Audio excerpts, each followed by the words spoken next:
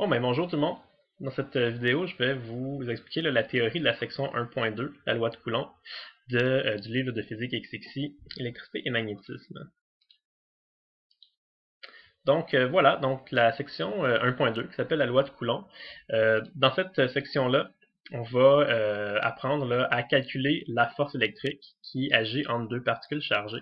Donc avant de commencer la section 1.2 comme telle, juste se rappeler un petit peu de ce qu'on a vu à la section 1.1. À la section 1.1, on avait vu rapidement qu'il y avait des charges électriques, il y avait des charges positives, il y avait des charges négatives.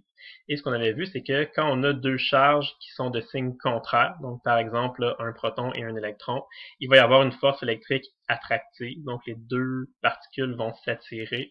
Et au contraire, quand ce sont deux charges identiques, donc soit par exemple deux charges positives ou deux charges négatives, donc deux charges pareilles, là, ça va se repousser. C'est ce qu'on a vu à la section 1.1. Fait qu'on n'a pas cherché, on n'a pas vu encore comment calculer exactement c'est quoi cette force-là, c'est combien de newtons. On sait juste qu'est-ce qui est quand est-ce que c'est attractif, pardon, quand est-ce que c'est répulsif. Ce qu'on va voir à la section aujourd'hui, 2.2, c'est comment on fait pour calculer ces forces-là en newtons, exactement. La loi qu'on va voir, ça s'appelle la loi de Coulomb, parce que, bon, justement, il y a un monsieur là, qui s'appelle Charles-Augustin de Coulomb, et c'est lui le premier là, qui a compris comment on pouvait faire ça. Et il a réalisé une expérience, là, ça remonte à plusieurs années, là, il a réalisé ça avec une balance à torsion, donc un petit dispositif là, qui est expliqué un petit peu dans le livre, et ça lui a permis de mesurer de manière assez précise c'était quoi la force qu'il y avait entre deux petites sphères chargées. Et ça lui a permis, là, bon, avec plusieurs expériences, en récoltant plusieurs données, donc il a fait une espèce de petit laboratoire finalement, quelque chose qu'on pourrait reproduire aujourd'hui. Et il a déterminé que, par exemple, la force électrique était proportionnelle au produit des deux charges, donc de la charge Q1 multiplié par la charge Q2. Et il s'est rendu compte aussi que c'était inversement proportionnel à la distance au carré. Donc la distance R, c'est la distance qu'il y a entre les deux particules. Et voilà, puis il reste juste à trouver la constante de proportionnalité, qu'on appelle la constante de Coulomb d'ailleurs, okay, qui vaut 9 fois 10 à la 9. Donc une constante qu'on va utiliser pour faire les calculs. Dans Quand on utilise la loi de Coulomb, la constante qu'on va utiliser, c'est la constante K. On verra un peu plus tard dans la session là, une autre constante qu'on appelle la constante électrique qui va apparaître dans d'autres formules qu'on verra plus tard dans la session, qui s'appelle epsilon 0. Et la constante epsilon 0 est reliée d'ailleurs à la constante de Coulomb. Le lien qu'il y a entre les deux, c'est que c'est l'inverse l'une de l'autre et il y a un facteur 4pi également. Okay. Donc, on va voir ça plus tard dans la session, mais pour l'instant, pour l'équation de la section 1.2 de la loi de Coulomb, c'est vraiment la constante K qu'on va utiliser, le 9 fois 10 à la 9. Et avant d'aller plus loin, je veux juste vous faire remarquer qu'il y a une assez grande correspondance, une assez grande ressemblance entre ce que vous avez vu là, en physique NYK, qui était la loi de la gravité, ce qu'on appelle en fait la loi de la gravitation universelle de Newton, et la loi de Coulomb. Si on regarde les deux formules, c'est sûr elles sont différentes, ça ne correspond pas du tout au même phénomène, mais la forme mathématique, la forme algébrique de l'équation est quand même relativement semblable. Hein. La loi de gravitation universelle, c'était une constante, c'est la constante de la gravitation universelle de Newton, fois le produit des deux masses, donc la masse de la particule 1 multipliée par la masse de la particule 2, et divisé par la distance r au carré. Et en électricité, c'est pratiquement la même chose. C'est encore une fois une constante multipliée par le produit des deux charges électriques, Q1 fois Q2, divisé par encore la distance r au carré. Donc les deux formules se ressemblent beaucoup. Il y a quand même quelques différences entre les deux. Une des différences notables, c'est que dans la formule de la loi de Coulomb, on remarque que le produit là, de la charge, des deux charges électriques est en valeur absolue, alors qu'en gravité, on n'a pas ça. Okay? Pourquoi on n'avait pas de valeur absolue en gravité puis qu'on en a ici là, pour l'électricité? Ben, c'est tout simplement à cause du fait que pour la gravité, là, les masses des objets, c'est toujours nécessairement des masses qui sont positives. Parce qu'un objet qui a une masse négative, ça n'existe pas. Okay, ça n'existe pas dans notre univers. Fait que comme les masses M1 et M2 sont toujours nécessairement des chiffres positifs, R aussi c'est toujours un chiffre positif, parce que R c'est la distance qu'il y a entre les deux objets. Fait qu'on peut avoir une distance négative. Puis G c'est une constante qui est positive. Fait que comme tous ces chiffres-là sont positifs, c'est sûr et certain que ce que ça va nous donner comme résultat FG, ça va être un chiffre qui est positif également. C'est le module de la force de gravité qu'il y a entre nos deux particules. Okay. Puis, comment fonctionne la force de gravité? C'est toujours une force qui est attractive. Donc, c'est toujours les forces dirigées les unes vers les autres. Deux, les deux, les objets sont attirés l'un par l'autre. Okay. En électricité, ce qui arrive, c'est que la charge électrique, c'est pas quelque chose qui est toujours positif. Hein. Ça se peut des objets qui ont une charge négative. On l'a vu là, à la section 1.1. Par exemple, des électrons. Hein. Des électrons, ça a une charge négative. Fait que dans certains cas, on pourrait avoir que Q1 est négatif, que Q2 est négatif, ou même que les deux charges sont négatives. Okay. Mais l'équation ici, la loi de Coulomb, c'est pas une équation vectorielle. C'est juste une équation qui permet de calculer le module de la force qui est exercée entre deux particules. Fait que pour que ce chiffre-là nous donne toujours un chiffre qui est positif, c'est pour ça qu'on met une valeur absolue ici dans l'équation. Fait que même si vous avez une des deux charges qui est négative, ou même si les deux charges sont négatives, là, peu importe, le produit des deux en valeur absolue va toujours donner un chiffre qui est positif. R, c'est tout le temps positif, K, c'est toujours positif, donc ça va toujours donner un module de force qui est positif. Fait que ce qu'il faut faire attention, c'est que quand vous allez utiliser la loi de Coulomb, ça vous donne uniquement le module de la force. Il n'y a rien qui vous dit là, dans quel sens la force va pointer. C'est vraiment à vous de regarder votre schéma puis de dire, ah, ok, là j'ai un schéma, dans ma situation j'ai par exemple là, 2 protons ou un proton puis un électron. Fait que c'est à vous de déduire là, selon votre schéma dans quel sens vont pointer les forces. Est-ce que ça va être des forces attractives? Est-ce que ça va être des forces répulsives? Fait que c'est à vous de déterminer dans quel sens va pointer votre force. La formule là, de la loi de Coulomb, l'équation de la loi de Coulomb, ça vous donne seulement le module de votre force. Ça vous donne juste le nombre de newtons de votre force. C'est à vous d'aller la placer là, correctement, cette force-là, dans votre schéma. Okay. C'est ça. Juste pour se pratiquer un petit peu, donc on a vu la formule ici, donc on voit là juste algébriquement ça correspond à quoi, ça dépend de quel paramètre, là. On voit que ça dépend de la charge, de la distance R, tout ça. Fait que juste pour essayer d'intérioriser ça un petit peu, je vais poser quelques petites questions. C'est sûr que bon, dans une vraie classe, on pose des questions, on fait ce qu'on appelle des vox pop, puis on discute un petit peu. Mais dans le fond, ici, ce que je vais faire, c'est que je vais poser des questions. Vous pouvez essayer d'y répondre par vous-même. Vous pouvez faire pause là, dans le vidéo pour réfléchir un petit peu. Puis quand vous avez trouvé une réponse selon vous, ben, vous pouvez continuer la vidéo pour voir si vous avez trouvé la bonne réponse. Okay. Fait que la première question que je vous pose, c'est, je vous dis, bon, deux sphères chargées positivement et placées côte à côte. Okay, c'est ce que vous voyez ici, deux sphères chargées de manière positive sont placées l'une à côté de l'autre. Je vous dis que la sphère de droite a une charge électrique 2 fois plus grande que la sphère de gauche, comme vous le voyez ici. La sphère de gauche est chargée à plus 4, la sphère de droite est chargée à plus 8, donc la sphère de droite est chargée 2 fois plus, une charge 2 fois plus grande que la sphère de gauche. Quel schéma illustre correctement les forces électriques ressenties par chacune des sphères? Donc les flèches rouges ici, ça représente des forces électriques. Évidemment, puisque les flèches sont longues, on comprend que ça correspond à des forces qui sont plus grandes. Okay? Donc laquelle des trois situations ici représente correctement les forces électriques qui agissent sur nos deux sphères? Donc est-ce que c'est la situation A, la situation B ou la situation C? Pensez-y un petit peu, vous pouvez faire une pause dans la vidéo, puis quand vous avez répondu, puis vous voulez voir si vous avez la bonne réponse, vous pouvez juste continuer la vidéo. Donc la bonne réponse c'était C.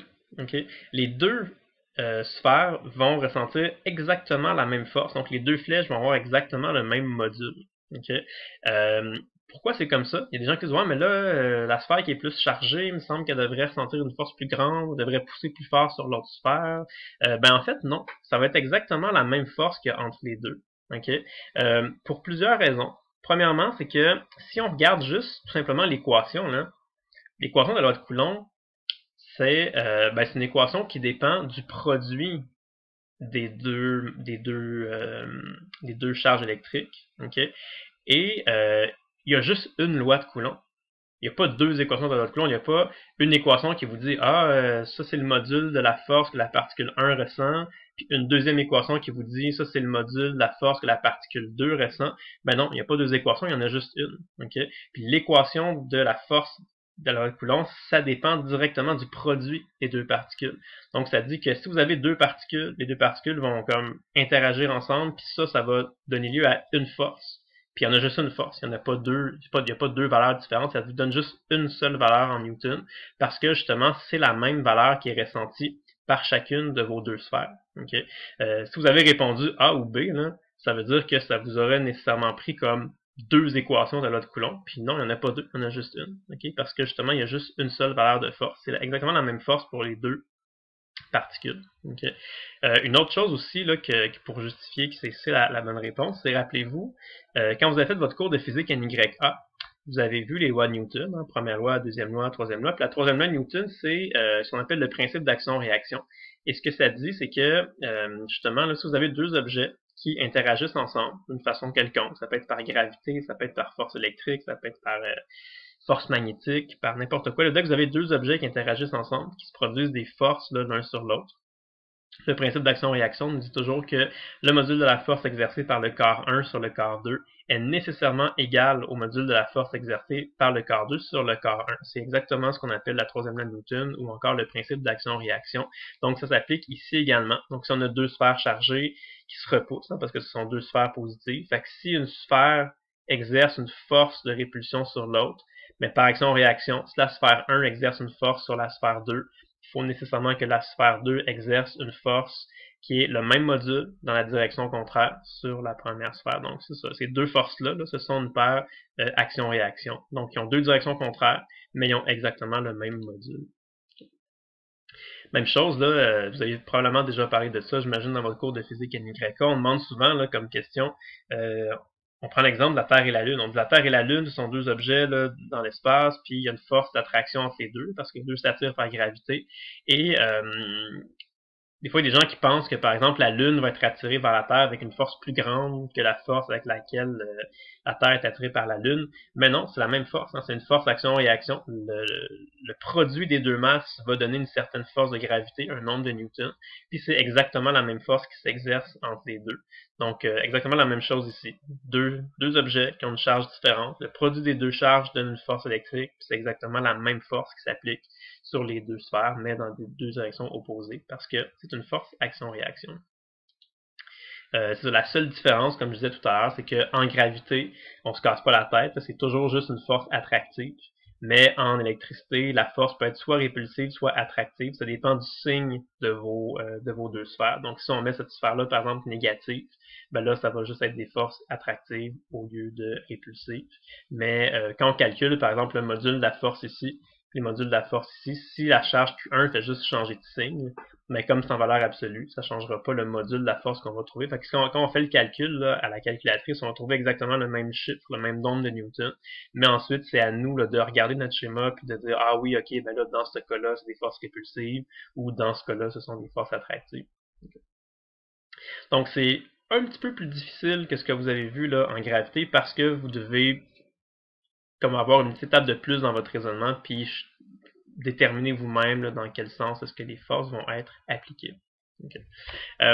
D'autres petites questions, d'autres petits exercices là, pour se familiariser un petit peu là, avec cette loi-là, la loi de Coulomb, puis voir un peu l'effet des différentes variables. Okay. Donc je vais toujours faire référence à une situation initiale. La situation initiale, ça va être ça ici. Donc deux particules chargées. Là, une particule qui a une charge Q1, une particule qui a une charge Q2. Supposons là, que la particule Q1 a une charge de plus 1. Ça peut être plus une fois la charge élémentaire. Ça pourrait être un proton, par exemple. Ça pourrait être un coulomb. C'est pas vraiment grave. On peut juste faire des comparaisons. Okay.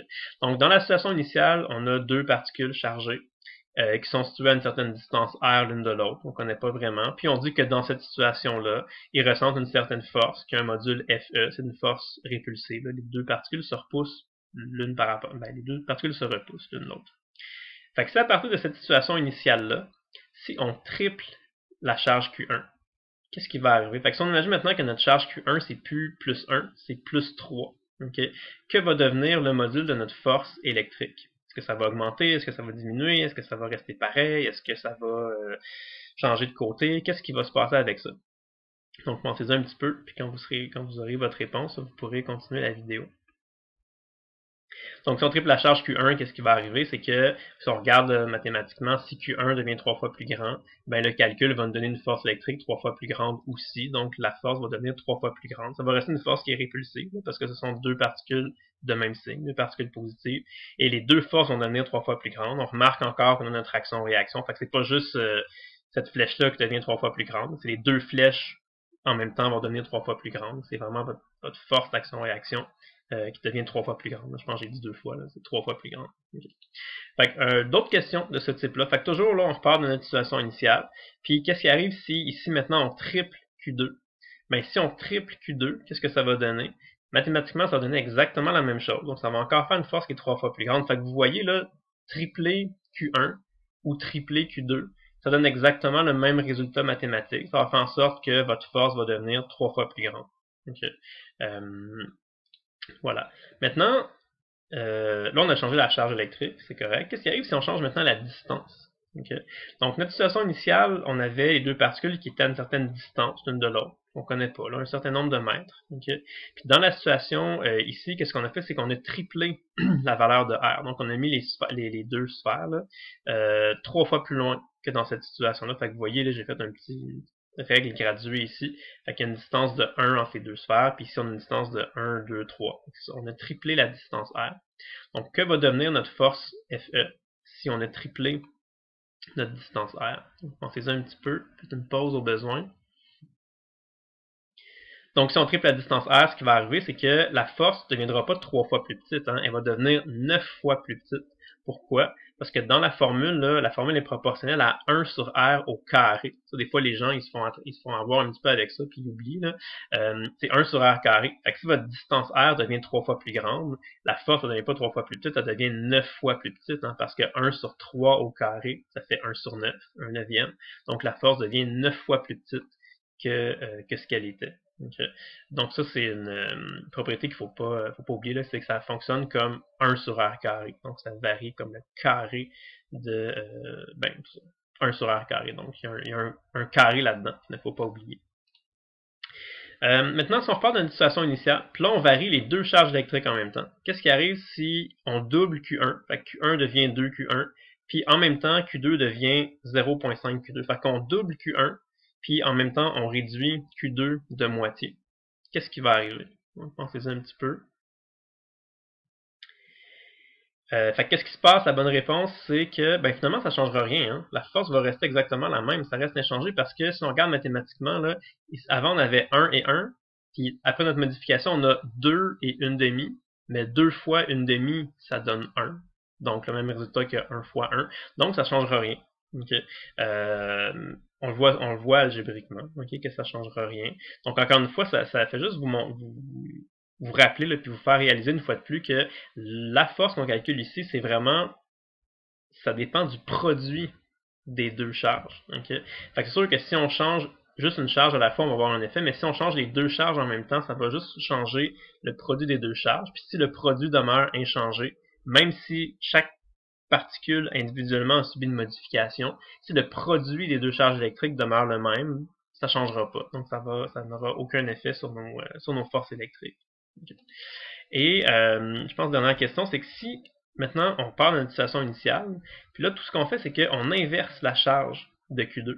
Donc avant Q2, c'est une particule qui avait une charge positive, là, plus 1, et là maintenant on est rendu qu'on a une charge Q2 qui a une charge négative, donc une charge de moins 1.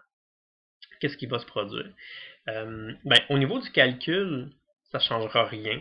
Ça va être la même réponse, parce que ici on met une valeur absolue.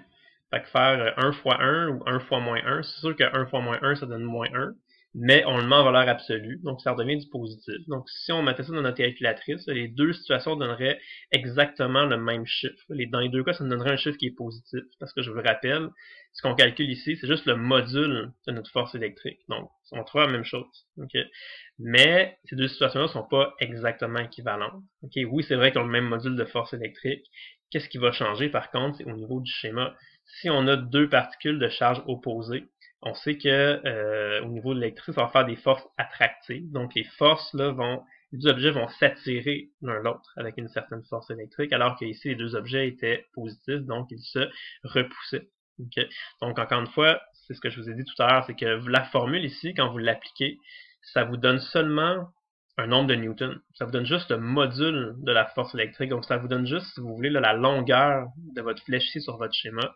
Mais c'est à vous de regarder ensuite votre schéma, de réfléchir un petit peu, de regarder c'est quoi le signe de mes charges, dans quel sens ça va pointer. C'est à vous de venir placer correctement le sens là, de vos flèches, le sens de vos petits vecteur force électrique sur votre schéma. Fait que ça, il n'y a pas une formule là, qui va vous dire dans quel sens vos flèches vont pointer. C'est vraiment à vous de regarder votre schéma puis de déduire d'après les signes des charges là, si ça va être des forces attractives ou répulsives.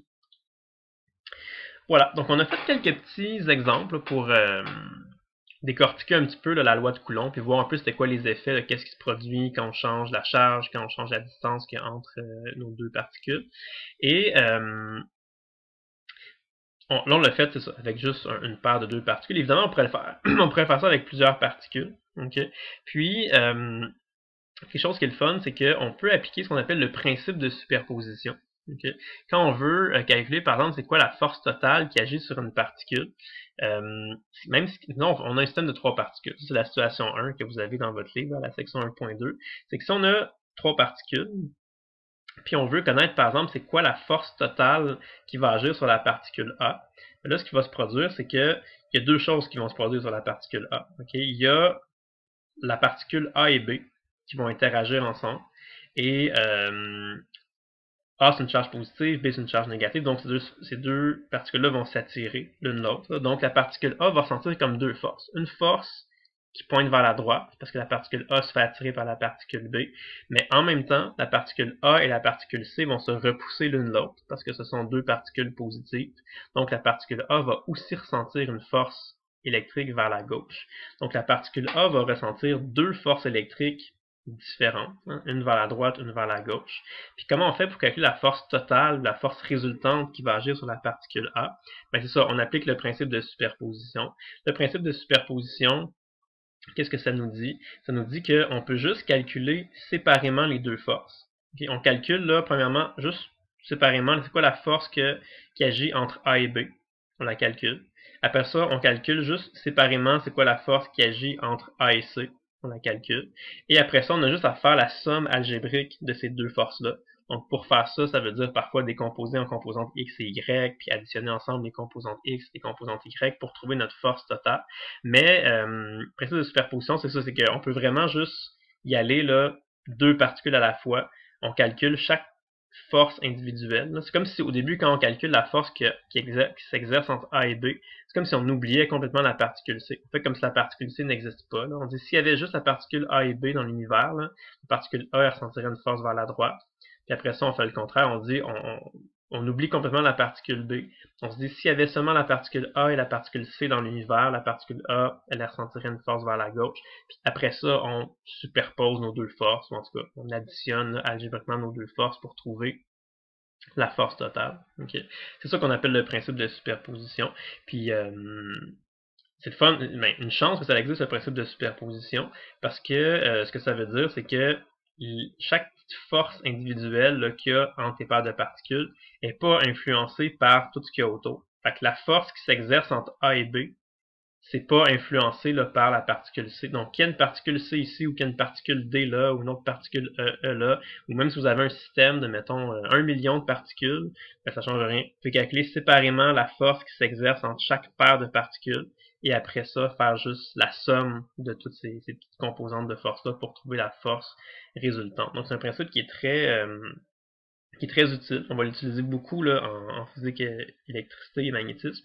Vous l'avez utilisé aussi là, en physique mécanique. Hein. C'est quelque chose qui s'applique dès que vous avez des forces. Fait que s'il y a plusieurs forces qui agissent sur un objet, on peut les calculer chacune de ces forces-là séparément et on les additionne toutes ensemble, on les superpose toutes ensemble, on les additionne toutes ensemble pour trouver la force totale.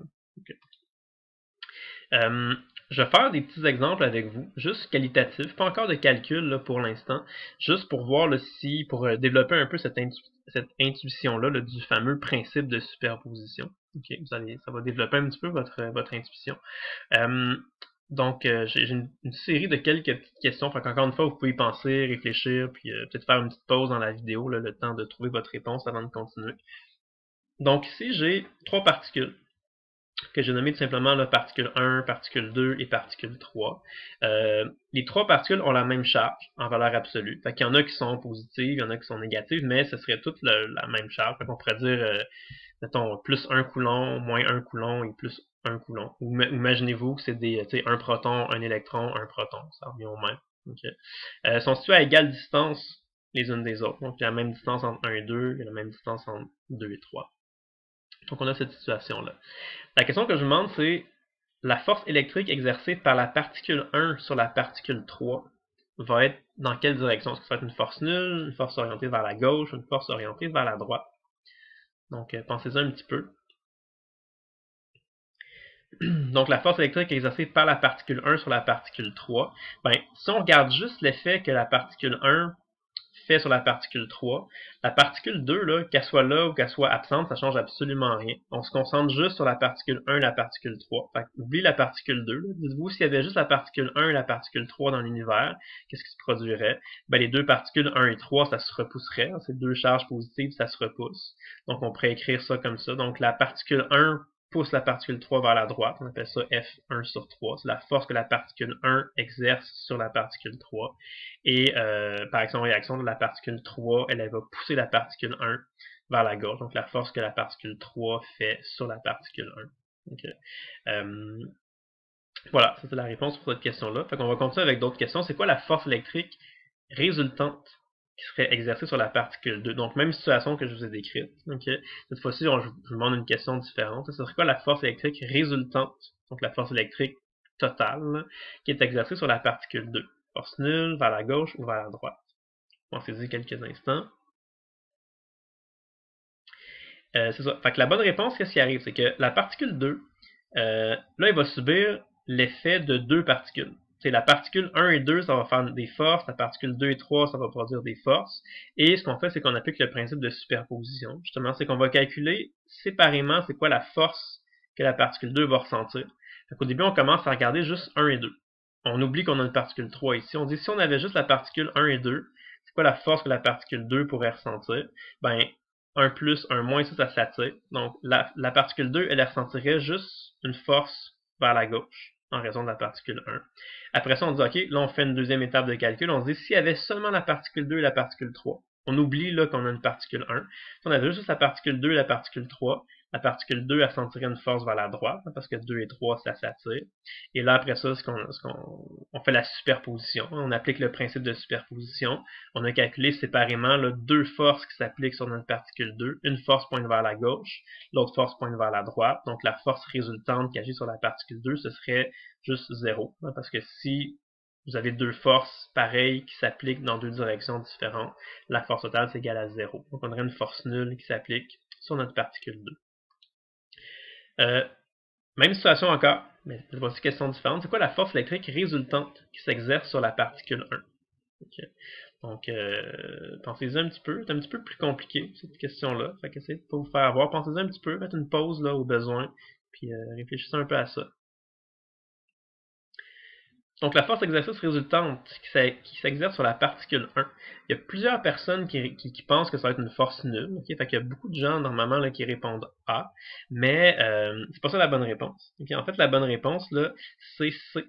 Pourquoi? Parce que ce que les gens oublient là, parfois quand on arrive à ce moment-ci dans la matière, c'est que n'oubliez pas que la force électrique, là, ça dépend des charges, oui c'est vrai, mais ça dépend aussi de la distance R. Hein. On se rappelle l'équation de la loi de Coulomb, c'est K fois valeur absolue de Q1 fois Q2.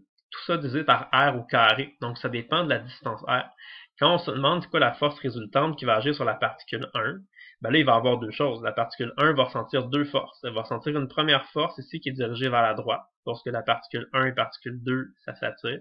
Et la particule 1 va aussi ressentir une force vers la gauche, une force répulsive, là, parce que la particule 1 et la particule 3, c'est deux charges positives qui se repoussent. Puis là, à ce moment-ci, les gens disent, ah ben là, c'est comme la question juste précédente. La particule 1 ressent deux forces, une vers la gauche, une vers la droite, ça s'annule, ça donne 0. Okay. Mais non, parce que là, l'affaire, c'est que la distance là, entre la particule 1, c'est de 1 à 2 puis de 1 à 3, c'est pas la même distance. Hein. En fait, ce qui arrive, c'est que la distance entre la particule 1 et la particule 3, c'est 2 fois plus grand que la distance entre une particule 1 et notre particule 2. Fait que comme la distance ici est plus petite, une petite distance, ça fait une force plus grande. Fait que la force qui va agir vers la droite, sur notre particule 1, va être une force qui va être plus grande que la force qui va agir ici vers la gauche, parce que la particule 3 est située plus loin. Okay. Donc, si vous avez une particule qui ressent deux forces, une force vers la droite, une force vers la gauche, mais que la force vers la droite est plus grande que la force vers la gauche, quand on va faire l'addition vectorielle de ça, la force résultante ici, là, on va donc trouver que la force résultante va pointer vers la droite. Donc, la force résultante qui agit sur notre particule 1, ça va être vers la droite. Okay. Fait qu'il faut faire attention à ça. Donc, on a fait plusieurs exemples, mais c'est tout le temps des exemples là, où on avait trois particules qui étaient alignées là, sur le long d'une même ligne horizontale. Là, Ça aurait pu être un axe X, quelque chose comme ça. On va en faire des un petit peu plus compliqués. C'est sûr que quand on a des particules qui sont pas situées le long d'une ligne droite, comme par exemple aux trois sommets d'un triangle, mais c'est un petit peu plus compliqué parce que nécessairement, là, si on a quelque chose qui est en deux dimensions comme ça, on va avoir des flèches qui vont être en deux dimensions. Okay. Mais en tout cas, vous allez voir que quand même, là, étant donné que c'est quelque chose qui est relativement symétrique, donc ici, là, c'est des trois particules, 1, 2 et 3, sont situées au sommet d'un triangle équilatéral. Donc un triangle équilatéral, c'est un triangle qui est tout beau, là, qui est tout égal, c'est toutes les mêmes distances. Les trois arêtes du triangle ont exactement la même longueur. Les angles sont tous égaux partout. Donc il y a quand même une certaine symétrie dans le problème. Et bon, vous allez voir, vous allez quand même être capable de répondre à la question, même sans rien calculer, sans avoir besoin de votre calculatrice. Okay. Fait que la charge 1 et la charge 2 sont positives, la charge 3 est négative. Ce que je vous demande, c'est la force résultante qui s'exerce sur la particule 1 va être orientée dans quelle direction? Vers le haut, vers le bas, vers la gauche ou vers la droite? Pensez-y là quelques instants. La bonne réponse était une force orientée vers la droite. Okay, comment on arrive à ce résultat-là? Ben, on applique le principe de superposition. On y va doucement, on réfléchit étape par étape. Donc on dit, il y a trois particules, fait que la particule 1, elle va ressentir deux forces différentes. On commence par regarder c'est quoi la force que la particule 1 et 2 vont avoir ensemble. 1 et 2, c'est deux particules positives, donc ça se repousse. Ça fait en sorte que la particule 1 ressent une force en diagonale, là, en haut à droite. Okay. Et après ça, on regarde qu'est-ce qui se produit entre la particule 1 et la particule 3. 1 et 3, c'est deux particules de charge opposée. Donc ça va s'attirer, ce qui fait en sorte que la particule 1 va sentir une force qui est en diagonale, là, en bas, vers la droite. Okay. Et comme les côtés ici sont égaux, ben, dans les calculs, c'est la même distance R qu'il y a entre 1 et 2 que la distance R qu'il y a entre 1 et 3. Donc les deux flèches là, grises en diagonale ont exactement le même module. Et en plus, comme c'est sur un triangle équilatéral, on comprend que les deux angles, l'angle qu'on aurait ici, puis l'angle qu'on aurait là, entre l'horizontale puis l'autre flèche grise, c'est exactement le même angle. Okay? En fait, ce serait un angle de 60 degrés, exactement, parce que bon, c'est un triangle équilatéral. Fait que ce qui arrive, c'est que si on additionne ensemble, si on applique la force résultante okay, des deux flèches grises qu'on a ici, on imagine dans notre tête qu'on pourrait décomposer chacune de ces forces-là, chacun de ces vecteurs-là, en composante X, composante Y. Et ce qu'on réalise, c'est que les deux composantes en Y vont s'annuler. Il y en a une qui va avoir une composante en Y positive, l'autre va avoir le même chiffre mais négatif. Fait que la force résultante va avoir une composante en Y de 0. Et les deux composantes X, elles vont pas s'annuler, elles vont juste s'additionner ensemble. Donc la force résultante que ça va donner, c'est une force qui a une composante X positive, puis qui a une composante Y égale à 0. Donc ça veut dire que c'est une force qui pointe uniquement vers la droite. Okay. Donc c'est sûr que c'est un petit peu plus difficile à raisonner là, quand on est en deux dimensions comme ça, mais c'est les mêmes étapes de raisonnement. On calcule séparément chacune des forces, puis après ça on applique le principe de superposition pour trouver notre force totale. Fait que ce qu'on a fait jusqu'à présent, c'était juste des exemples qualitatifs. Il n'y avait pas de calcul là-dedans. C'était vraiment juste, c'est ça, qualitatif, là, sans calcul pour voir un peu les effets, puis voir un peu deviner dans quel sens que les forces vont pointer. Évidemment, si on vous demande des questions en calcul, comme par exemple la situation 2, là on vous donne vraiment, vous avez un plan cartésien, on vous met 4 particules cette fois-ci, okay, fait que c'est un petit peu plus compliqué, il y en a une de plus, 4 particules. On vous donne les positions de chacune de ces particules-là, on vous donne la charge électrique de chacune de ces particules-là, donc Q1, même c'est QA, QB, QC et QD. Et là on vous demande de calculer c'est quoi la force résultante qui va agir là, sur la particule D. Donc, ce qu'on fait, c'est la même chose. On fait le principe de superposition. Fait qu'on y va étape par étape. Comme on a 4 particules, si on se demande c'est quoi la force résultante qui va agir sur une particule ici, on va donc avoir 3 petites forces à calculer, 3 petites forces individuelles à calculer. On sait que A et D, ça va s'attirer. Donc, ça va produire une petite force vers le bas. D et C, ça va se repousser, ces deux particules négatives. Donc D ici va ressentir une petite force vers la gauche. Et on sait que D et B, ça va s'attirer, parce que c'est deux particules de signe contraire, donc ça va produire une petite force en diagonale ici. La force qu'il y a entre D et A est comme relativement facile à calculer, parce qu'on sait tout de suite que ça va être une force qui est juste verticale, qui pointe vers le bas. La distance R, c'est 3 mètres, parce que le rectangle ici mesure 3 mètres de haut par 4 mètres de large, donc on sait que la distance ici, c'est 3. la force entre D et C, elle aussi, relativement simple à calculer. On sait tout de suite que ça va être une force qui est horizontale, qui pointe vers la gauche. On sait tout de suite que la distance R là, entre les deux, ça va être égal à 3 mètres. Okay. Elle qui est un petit peu plus difficile, c'est la force qu'il y a entre la particule D et la particule B. Parce que là, ça va être une force qui va être en diagonale. Okay. Et la distance R, il faut faire attention, c'est pas 3, c'est pas 4, c'est vraiment la distance qu'il y a entre le point D et le point B. Donc en fait, c'est faut faire Pythagore pour le trouver, parce que c'est comme l'hypoténuse d'un triangle rectangle. C'est comme si on avait un triangle rectangle dont la base était 4, la hauteur était 3. Donc l'hypoténuse ici, pour la trouver, on fait Pythagore. Là, évidemment, on s'est comme arrangé un peu pour que ça arrive juste. 3, 4, c'est que ça fait une hypoténuse de 5. Okay. Donc la distance, c'est 5. Quand on fait nos calculs, on va donc trouver le module de la force qu'il y a entre D et B. Et ce module-là, il va pointer en diagonale. Okay? Donc, quand on va vouloir appliquer notre principe de superposition, ça va être important de venir décomposer ce vecteur-là en composante X, composante Y. Donc, sa composante X va être positive, sa composante en Y va être négative. Et là, on va écrire chacun de nos trois vecteurs comme ça en composante X, composante Y.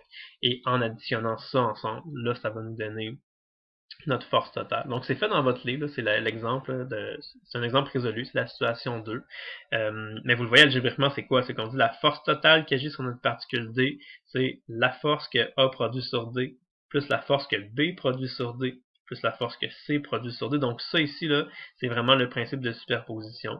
Donc, si vous allez calculer chacune de vos forces, là, décomposant en composantes I et J, on additionne tous ensemble et on trouve les composantes I et les composantes J de la force totale. Là. Donc, la force qui pointe avec ces composantes-là, c'est la force totale là, qui agit sur notre particule D. Okay. Fait que c'est sûr que parfois ça peut faire plusieurs calculs, plusieurs étapes de calcul, mais c'est toujours la même technique qui s'applique. On calcule séparément la force qui est produite par chacune des paires de particules. Et après ça, on applique le principe de superposition. Fait qu'on décompose chacune de nos forces en composante X, composante Y, et on additionne tout ça ensemble pour trouver notre force résultante. Okay. Je vais arrêter la vidéo de la théorie ici. Je vais produire tout à l'heure une autre vidéo dans laquelle je vais vous faire un exemple de résolution de problème. Fait que c'est un exercice supplémentaire, il n'est pas dans le livre celui-là. Il ressemble un petit peu à ceux qui sont dans le livre, là, mais c'est un nouvel exercice. Donc je vais le résoudre tout à l'heure dans une prochaine vidéo, là, puis je l'ajouterai dans la playlist. Ça va juste vous faire un exemple là, où il ressemble beaucoup à celui de la situation 2, où on va faire un exemple de appliquer le principe de superposition. Okay. Donc voilà pour cette vidéo-ci. Donc j'espère que ça vous a aidé là, à mieux comprendre la théorie de la section 1.2. Donc ben voilà, à la prochaine. Bonne journée.